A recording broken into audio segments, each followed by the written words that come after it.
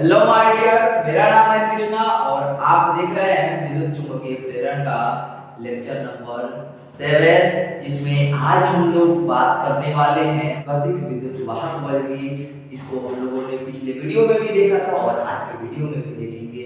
इसका पार्ट 2 है। तो गतिक विद्युत वाहक बल हम लोगों ने क्या देखा था? हम लोगों ने देखा था कि गतिक विद्युत वाहक बल क्या होता है। तो जब कोई सीधा चालक छड़ जब कोई सीधा चालक छड़ एक समान चुंबकीय क्षेत्र में एक समान चुंबकीय क्षेत्र में चुंबकीय फ्लक्स रेखाओं को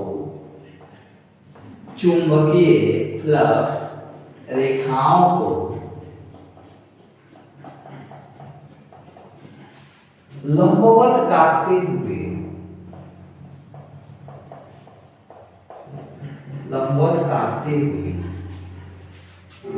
गति करता है, तो उससे उत्पन्न विद्युत वाहक बल को हम गतिक विद्युत वाहक बल कहते हैं। हम गतिक विद्युत वाहक बल कहते हैं।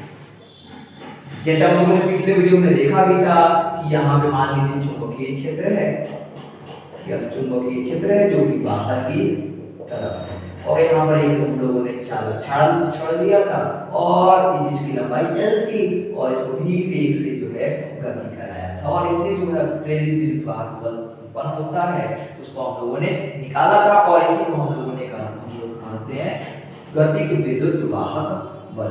गतिक विद्युत वाहक बल, ठीक है। सबसे पहले बात कि यहाँ पे लंबवत ही क्यों लिखा गया है, ठीक है। यहाँ पर लंबवत ही क्यों लिखा गया है? लंबवत इसलिए लिखा गया है क्योंकि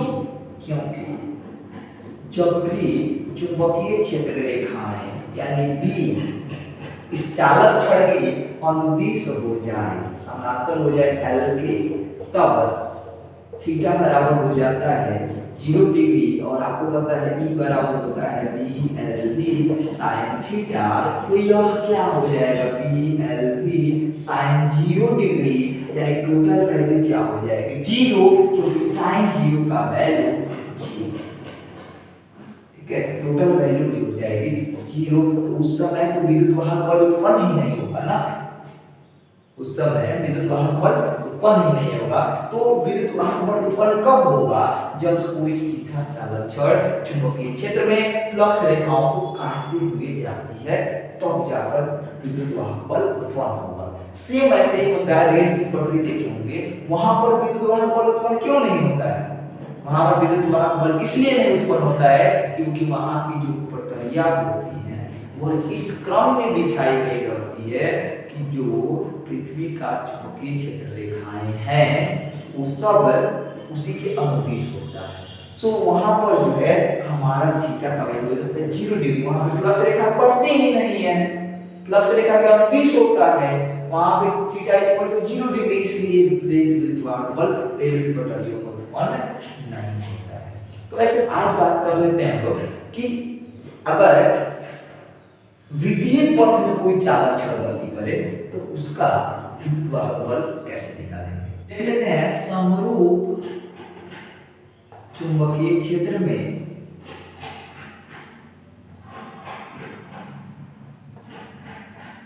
चालक छड़ की घूर्णन गति के कारण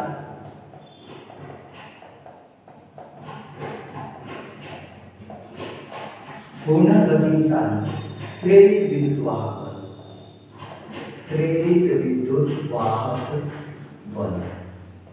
तो मान लेंगे कि यहाँ पर हमारा समरूप चुंबकीय क्षेत्र है, ठीक है। समरूप चुंबकीय क्षेत्र है और यहाँ पर एक चालक है यहाँ पर, मान लीजिए यहाँ पे कुछ बंधा हुआ है, यहीं से एक चालक छड़ है ए, ठीक है। यह चालक छड़ जो है यहाँ से इसको बांधा गया है, यह चालक छड़ जो है यहाँ से गति कर रहा है, माने कभी यहाँ आ रहा है, ऐसे ऐसे ऐसे ऐसे ऐसे ऐसे गति कर रहा है, ठीक है। यह चालक छड़ जो है अपने चुंबकीय क्षेत्र में गति कर रहा है, जो कि इस प्रकार दिख रहा है, यानी कि ये कीजिएगा तो यह कुछ इस प्रकार का आपको दिखेगा। यह चालक छड़ फिर से लगातार गति कर रहा है। चालक छड़ की लंबाई क्या है? AB। चालक छड़ की लंबाई क्या है? AB। मान लेंगे AB क्या है? चालक छड़। तो यहाँ माना AB एक चालक छड़ है, चालक छड़ है जो चुंबकीय क्षेत्र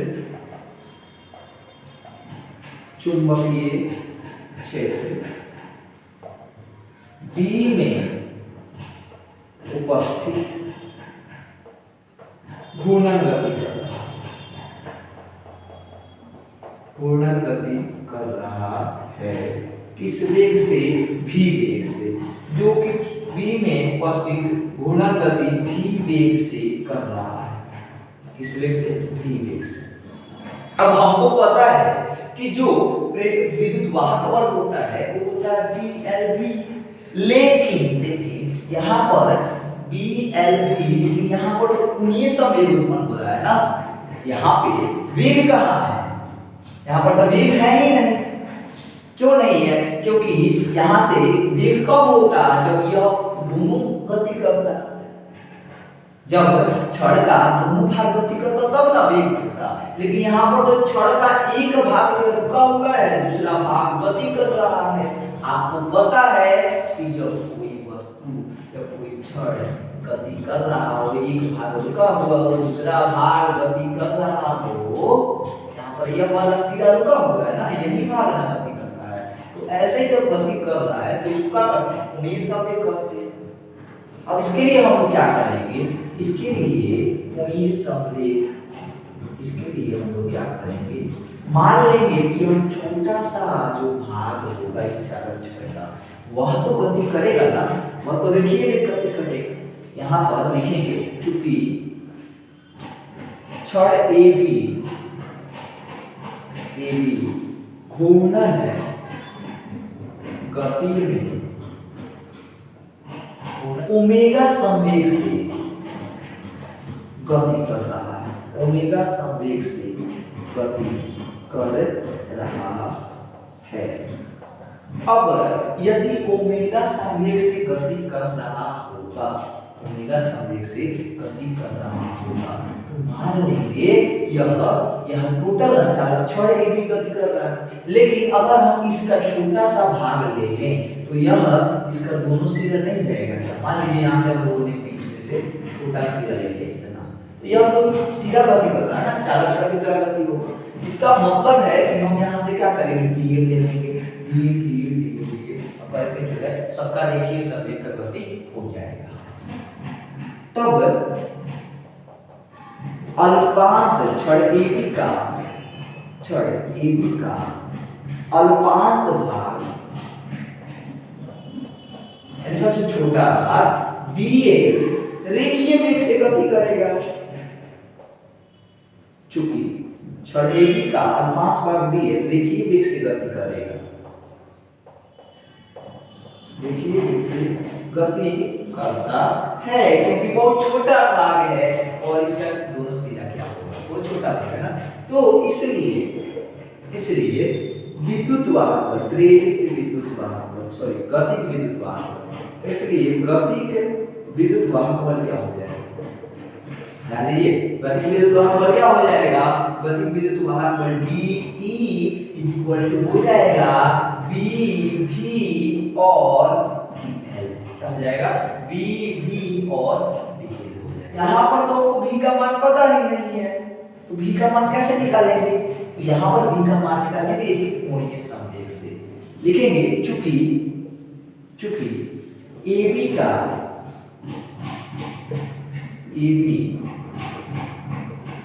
चूंकि छड़ AB की लंबाई L है, इसलिए घूर्णन पथ की, यानी घूर्णन पथ मतलब यह वृत्तीय पथ, क्या होगा इसकी त्रिज्या भी कितनी होगी बताइए। यहाँ से लंबाई इसकी है, लाइन का फिगर त्रिज्या भी कितनी होगी वृत्तीय पथ, इसकी त्रिज्या भी जो होगी वो भी क्या होगी, त्रिज्या बराबर त्रिज्या r बराबर क्या हो जाएगा l हो जाएगा। अब आपको एक बात पता होगी कि यहाँ से जब हम लोग वेग v का मान निकालेंगे, वेग v तो v कैसे निकालते हैं, v निकालते हैं कोणीय संवेग इनटू इसकी त्रिज्या, नहीं कोणीय संवेग और गुना त्रिज्या। तो कोणीय संवेग क्या है, ओमेगा है, त्रिज्या क्या है r क्या है l है, तो यह हो जाएगा ओमेगा l। यानी कि जो DE है, यानी कि जो विद्युत वाहक बल DE है वह क्या हो जाएगा, यह मान लीजिए समीकरण 1 है, समीकरण 1 से DE बराबर हो जाएगा BV की जगह क्या लिखेंगे omega l, B omega l into DL। देखिए यहाँ से हम लोग क्या, यहाँ से हम लोग इसका समाकलन कर सकते थे क्या, नहीं ना, यहाँ से कर सकते हैं। अब देखिए यहाँ पे D का मान निकल गया, और समाकलन करेंगे इसका, समाकलन करेंगे DE का तो अपना पूरा वैल्यू निकलेगा जी, या तो अल्पांश भाग का जो है निकला।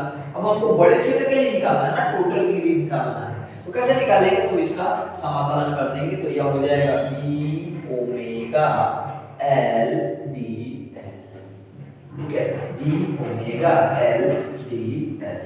हम कर लीजिए इसको, चलिए मिटा देते हैं इसको।